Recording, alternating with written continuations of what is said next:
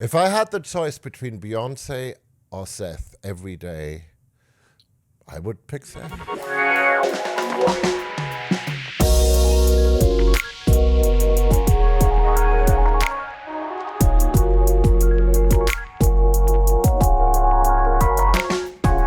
Hello, everyone, and welcome to the inaugural episode of The Fourth Wall. I am your host, Griffin Schiller, and this is the show where we break down the fourth wall of the film industry as we get an inside look through our conversations with industry professionals ranging from directors, actors, and in the case of today's guest, composers. The show is, of course, part of the Playlist Podcast Network, where you can find our weekly film discourse show discussing the latest releases along with the rest of our show catalog. Whatever your fix is, I'm sure that we got you covered over there.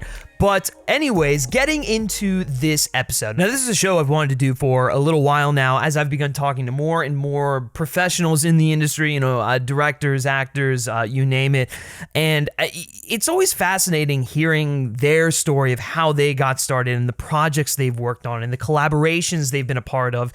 That is always my favorite part of these interviews, is just listening to their personal experiences and what they had to say. And then, of course, getting a peek behind the curtain on certain projects and really breaking down some of the more technical elements. That's something that I always like learning about, and so that's definitely an element that I want to bring into the show as well. And so that's really what this show is about. It's taking my passion for filmmaking and the industry and talking with these fantastic guests, and it's combining it into one podcast. And hopefully you all will enjoy the conversations as well. But let's get into our first guest here, because I still can't believe that this particular individual is the first guest on The Fourth Wall. I don't even have the words to describe how incredible of an experience it was talking to this person. I have top 3 interviews off the top of my head, just that of people who have really influenced my love and passion for film and the industry and movies. Number 1, obviously, is Christopher Nolan. Number 2 is Hans Zimmer. And then number 3 is Martin Scorsese. And so I got the privilege to cross one of those names off the list, which is still it's just blowing my mind. Hans Zimmer was incredibly influential in my love of film score music, and how music really affects a film. He really opened my mind to what a film score can be, and just the lengths that he's taken so many of his projects continues to blow my mind. He's someone who continuously innovates.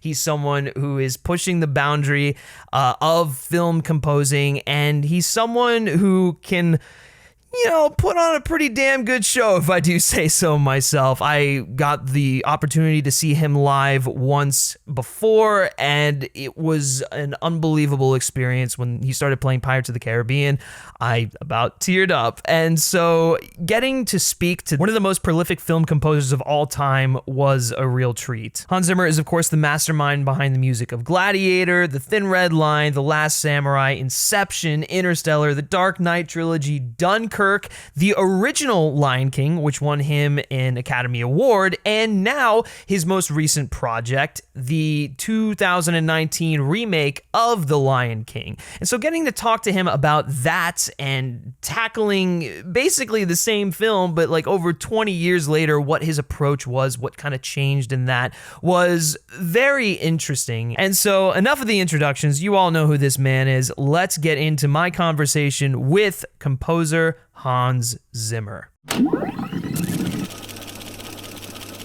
Seth Rogen and his singing, because He's an excellent singer. It feels like It touches my heart more than anybody else. If sure. I had the choice between Beyonce or Seth every day, I would pick Seth.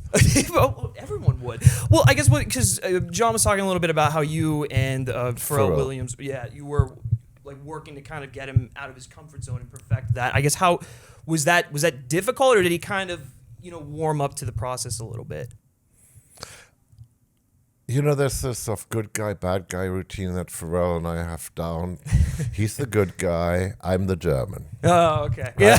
Okay, so no, it works look, all it was making him feel comfortable, and then Pharrell. I mean, seriously, Pharrell is brilliant at this. I mean, you know, it's. I didn't pick him just because he was my friend. I picked him because he's been on The Voice doing that sort of stuff. He knows how to get amazing performances out of people. Yeah. You know, and make them feel unself-conscious. And, you know, and most of the stuff, my studio is where we did the original Lion King. It's sort of a comfy place. Not quite as beige as this room here. Trust me. Yeah. No, I don't know. Ask Seth. I think we made him feel comfortable. Yeah. The next time I get to talk to him, that'll be someday. But so what I find interesting is like you didn't initially want to do the original Lion King, and then, you know, lo and behold, that led to an Oscar. And so I'm curious if that hesitation kind of crept back up when they approached you for this remake. Because I mean, well, they. You know, there was a sort of a sense of ownership, you know, on the one hand, and on the other hand, there was a sort of, I don't know, God, I'm always like this, you know, I was slightly cynical about the whole thing. Sure. Yeah, what are you going to do, guys? You know, I think we did a pretty good job the first time round. Won you an Oscar. Forget that, Yeah, but it's like, you know, it moved people, you know, and John just said, you know, John didn't do anything other than say, come down and have a look. And he sat me down, and he had the opening sequence ready. He didn't say a word. He just played the opening sequence to me, and I didn't, you know, it did things which just to me, you know, it moved me in a way that I didn't expect to be moved, and I just thought only an idiot would say no. Right. You know, it's like this is great, and instantly got ideas of what I could do to go and help John on this journey. Right. Well, and I'm wondering if some of those ideas didn't kind of come from your live show, you know, because no, the ideas came from the live show. Yeah, that's what I meant. Yeah. No. Yeah. I mean, I set it up badly for you, but I mean, honestly, the truth was, you know, I was thinking, hang on, so he's doing this, he's got these great actors, and at the same time, it's going to be a bunch of machines animating this, and it doesn't matter how good that gets. It's still not quite a performance. And the thing that I managed to now figure out with The Lion King is when we go out on the road, you know, we don't play it as like little tiny fragments, which is how you normally record a film, going, you know, like one.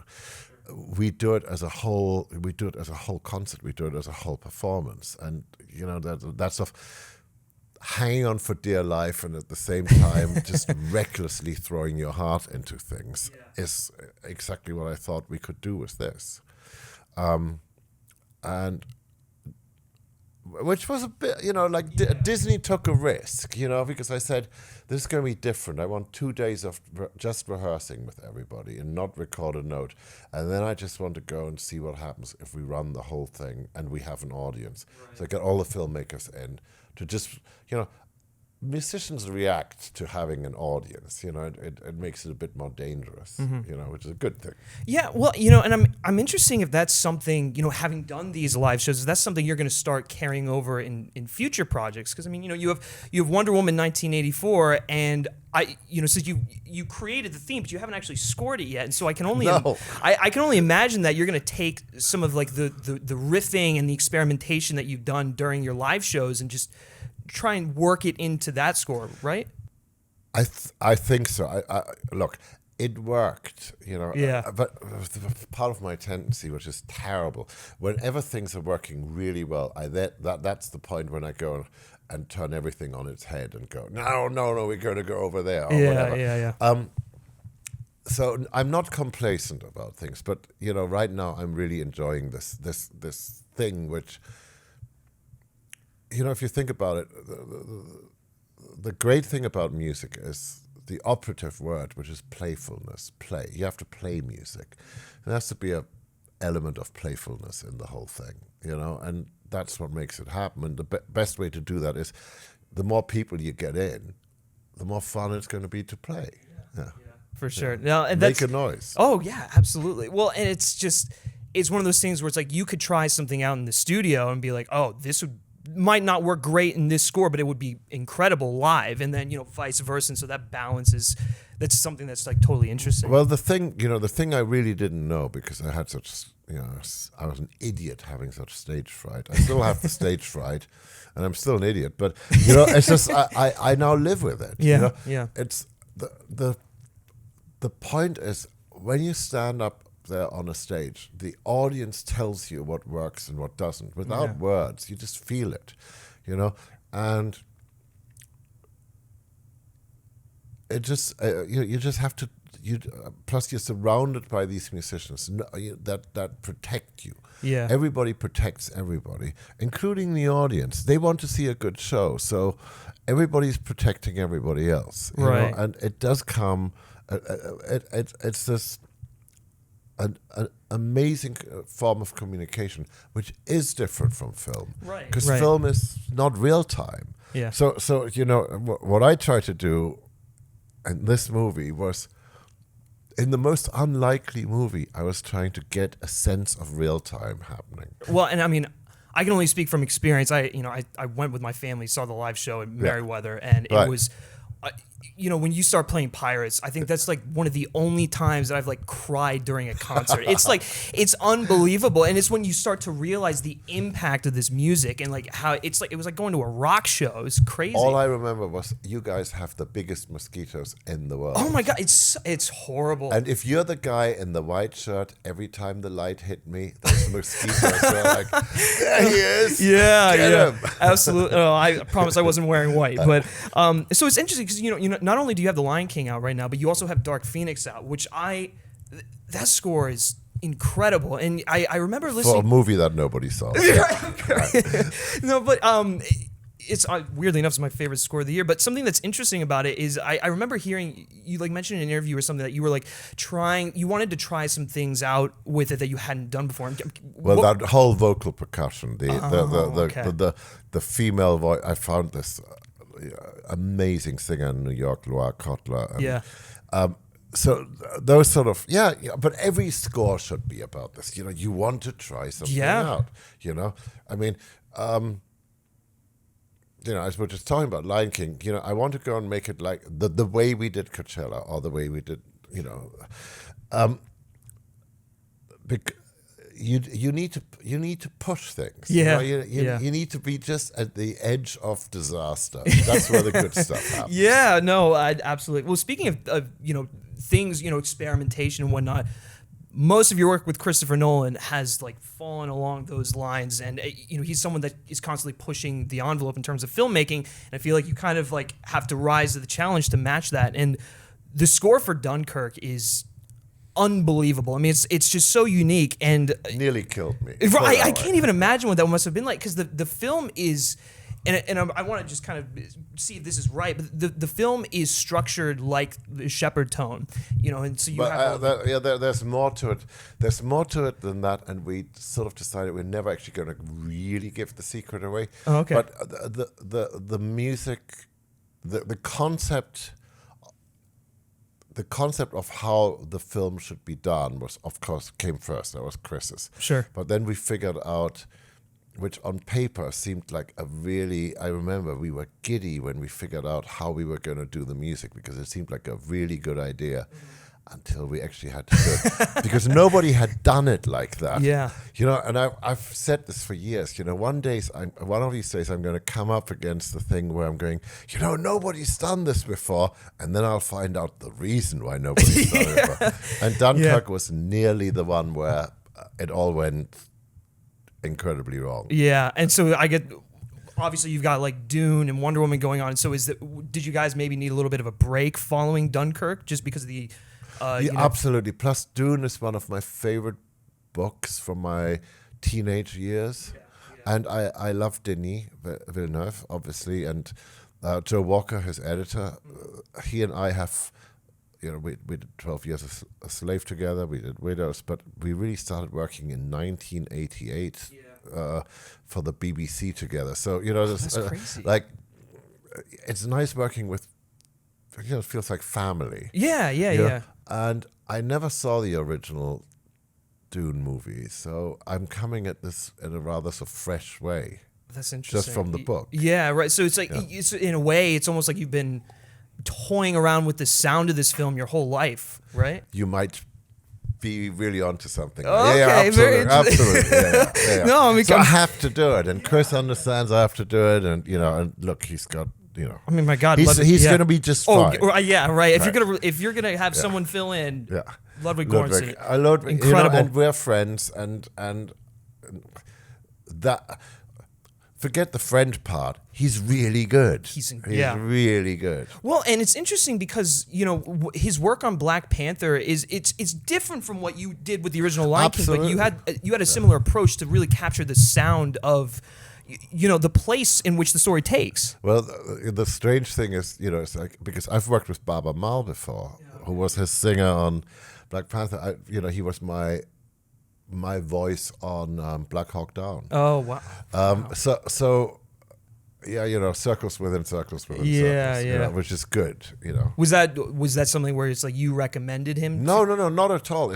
He's one of the greatest African singers there is. It's like Gladiator, when we wanted to use a female voice, and it just seemed like the only person that could possibly fit that bill was Lisa Gerrard. Sure. I can't even imagine. But it's all a little bit about casting. Right. Absolutely. Well, and something that's fascinated me is like your working relationships with these filmmakers, and it's like you're not someone who reads a script before. No, quite the opposite. Yeah, exactly. So is that something that, because you have remote control productions and you've mentored so many people like Lauren Balfe, Tom Holkenborg and whatnot, is that an approach that you take when mentoring them? Kind of what's like the well, no, okay. Yeah. I mean, we can.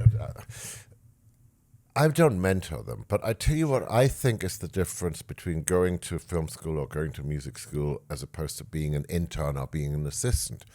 You come into the room and there's a composer and there's a director sitting in front of a scene, and all you're doing is you're making coffee. You're not actually saying anything, but you can get to hang out in that room.